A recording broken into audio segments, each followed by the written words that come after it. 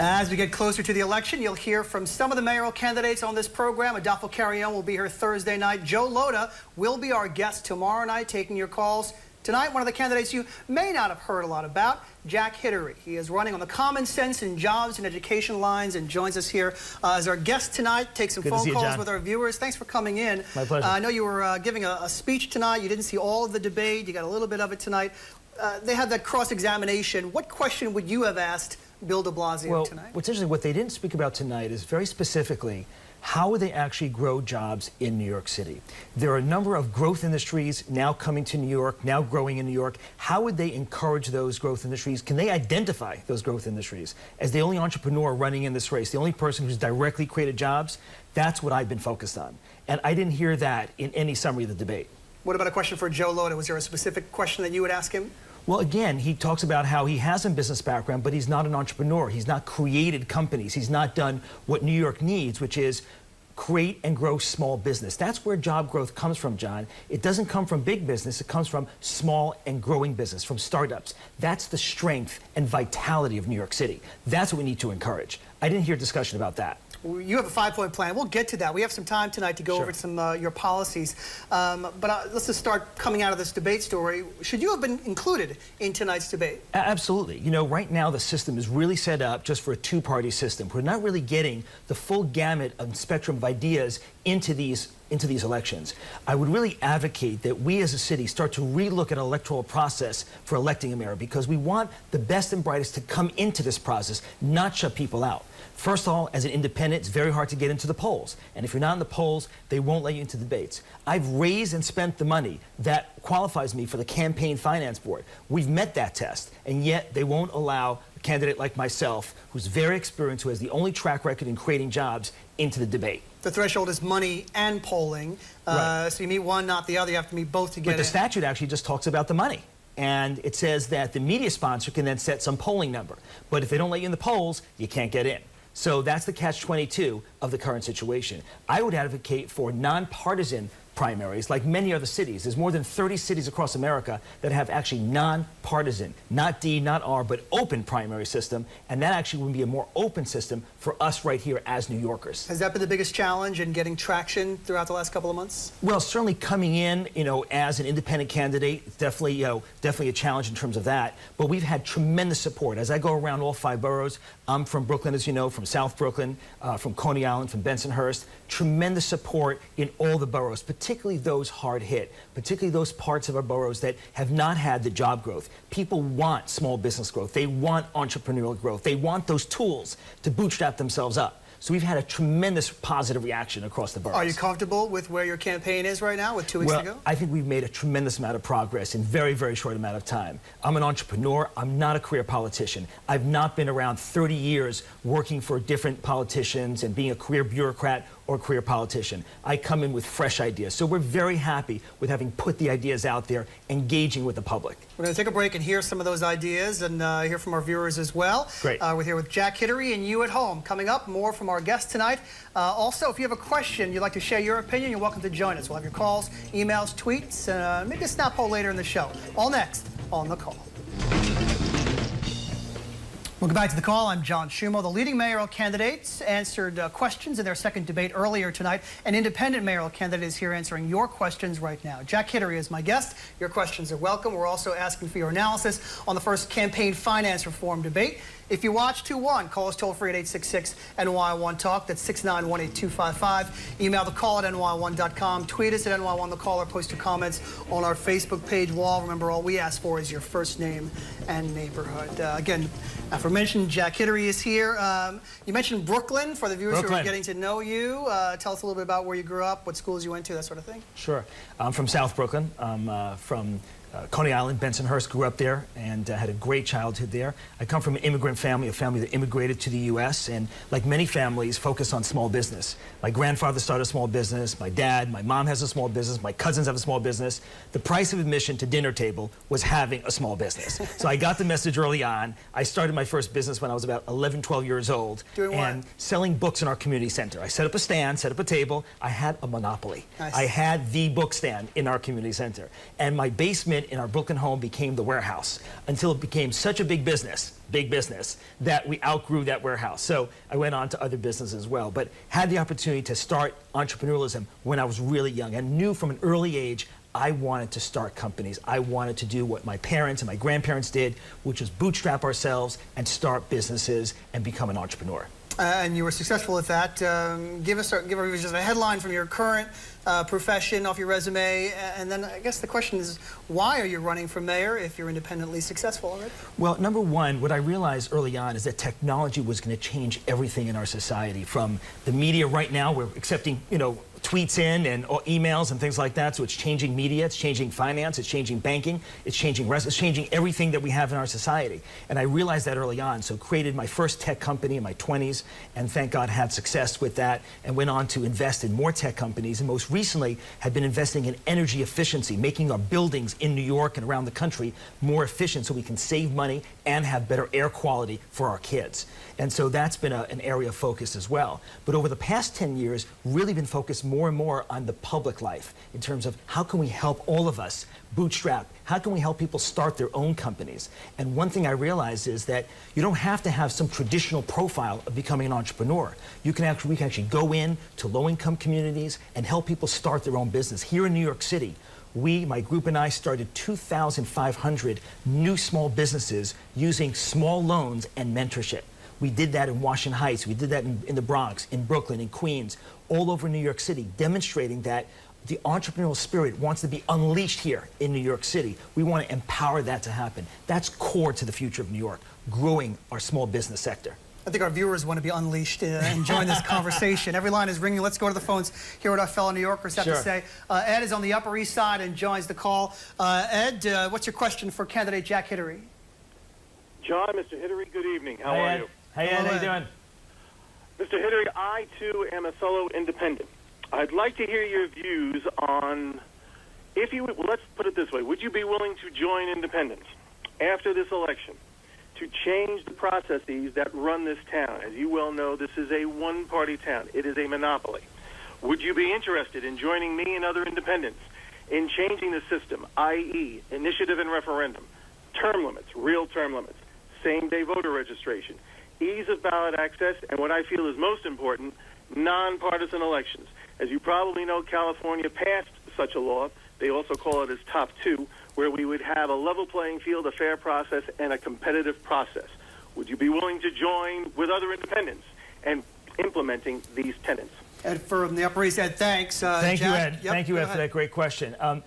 Ed, I absolutely support changing our electoral process. We have to do 2 or 3 key things right now to change our process.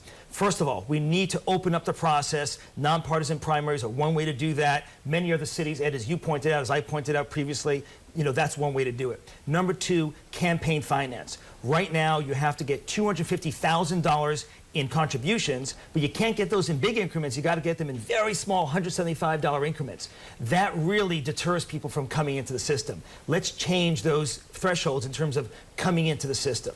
Let's also make sure it's easier for people to come in and become candidates. And so I was able to get 37,000 signatures to get on the ballot, to get on the jobs and education line, which is on the ballot November 5th. Let's make sure that more people can come into the system. We want the best and brightest, not just career politicians. That's the problem we have today, that as Ed is pointing out in his call, right now it's mainly career politicians and career bureaucrats governing. And we want to make sure that independent people like myself, entrepreneurs, people with creative ideas, innovation track records can come into the system. I have a question here from Joe T. I grew up in South Brooklyn. How do you plan to expand economic prosperity to the outer boroughs? Bingo. As somebody who grew up in the outer portion of the outer boroughs myself, I absolutely agree with you. This is exactly why I'm running. I'm running because when you see right around New York City and say in Chelsea and Flatiron, a lot of economic development, come out to Coney Island, come out to Bensonhurst, come out to Brownsville, where I was born, in Brookdale Hospital. You don't find that kind of economic development. We need to address that. Number 1, we need small business centers. We need to have small business services in community centers to mentor people to start their own company. We need microfinance. These are pools of loans. When the bank says no, we say yes.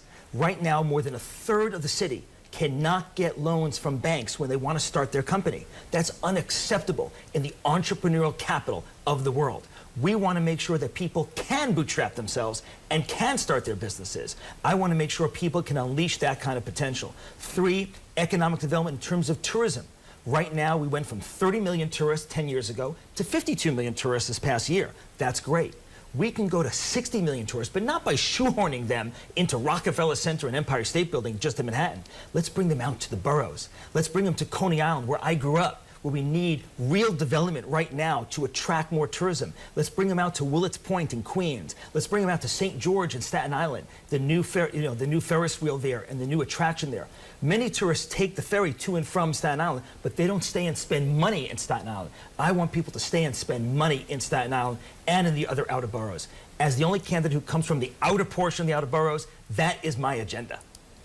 We're here with Jack Hidary and you at home. A quick break. More of your thoughts when the call continues. For the sake of time, our associate producer, Natasha Oligarison, says, oh, Jack, take it.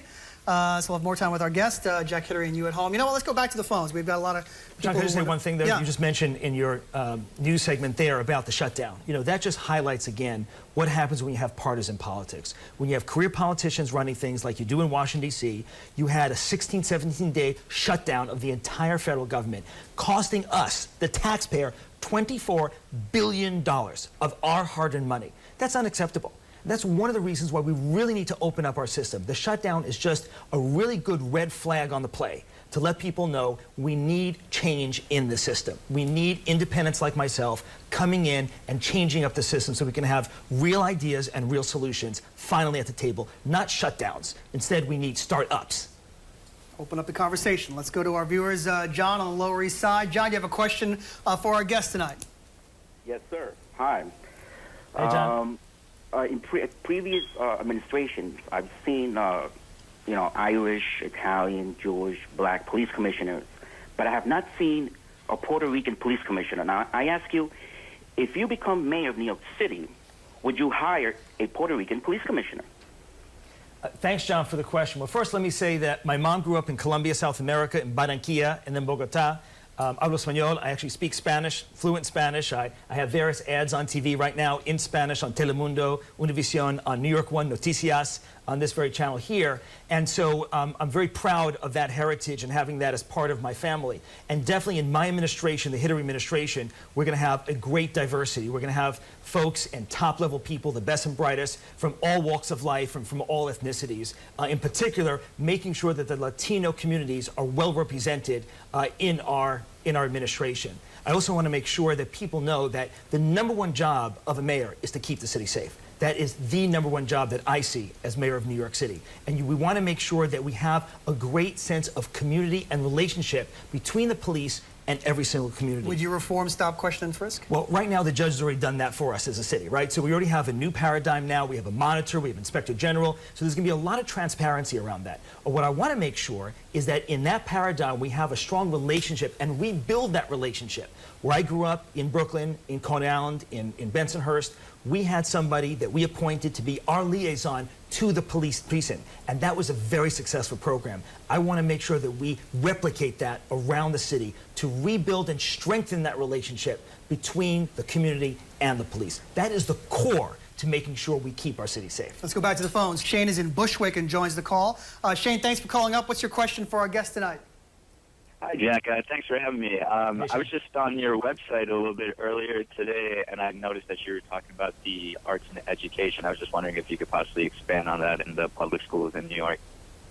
Thanks, Shane. Well, first of all, I'm the only candidate who is supported by so many arts programs. We have the League of Independent Theaters, for example, who's endorsed my candidacy.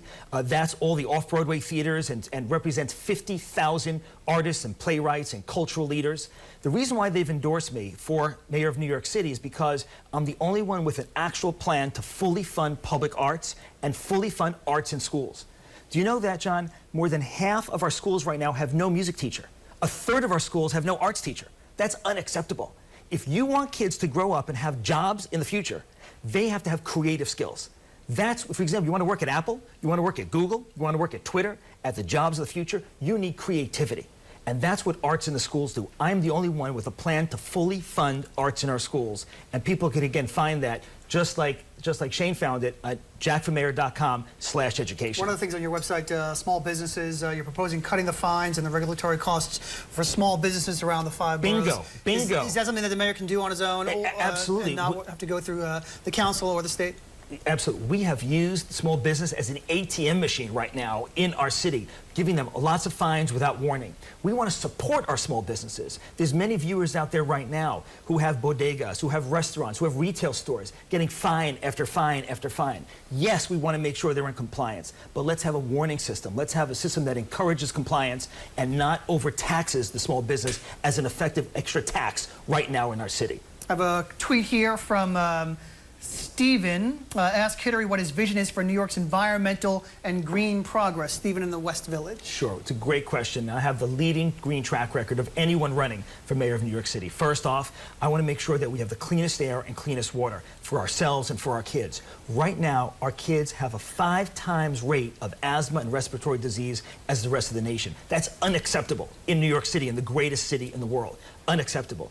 I'm the one with David Yaski who championed the program to change out all of our taxis from the old Crown Victorias, the old clunkers, into the hybrids that we have today. As a private citizen, you were involved in this. As a private citizen, I did that. And that's something that I will now carry forward to make sure the taxi of tomorrow, the program that was suggested, make sure we go forward and not backwards. It was suggested to go with taxis that are old-style cars, that are not hybrids and electrics. No. That's not acceptable. We need to move forward with clean air for ourselves and for our kids. And we also have to make sure that our waterways and our drinking water is protected. We need to protect our watershed upstate so we have clean drinking water for ourselves right here in New York City. Let's try one more phone call Sure. before we say goodnight, and thanks to you. It is Michael in the East Village with a question tonight. Hi, Michael, what's your question for candidate Jack Hidary? Good evening, Mr. Hidary. Hi, Michael.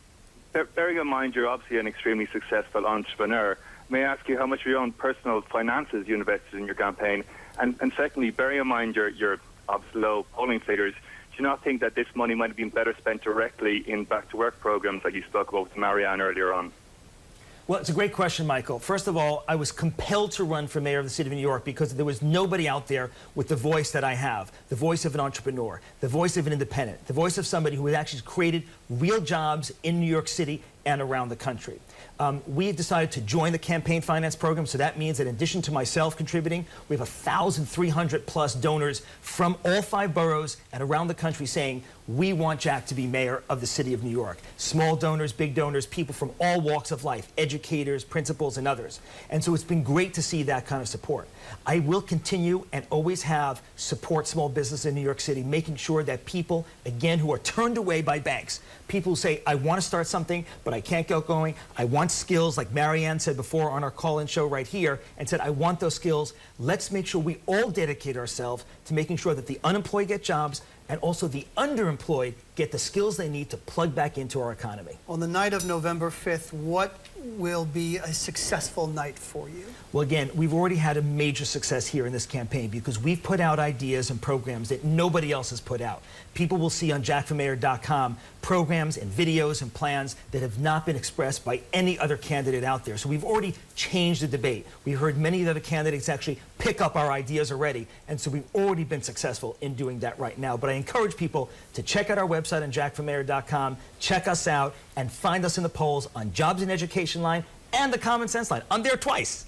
Jack Hidary, thank you so much for coming in and Thank you, John. sharing your thoughts with us. A quick break. We'll get some more of your thoughts on. Let's go to Charlotte, patiently waiting on the Upper West Side of Manhattan. Charlotte, you have the floor. What's on your mind tonight?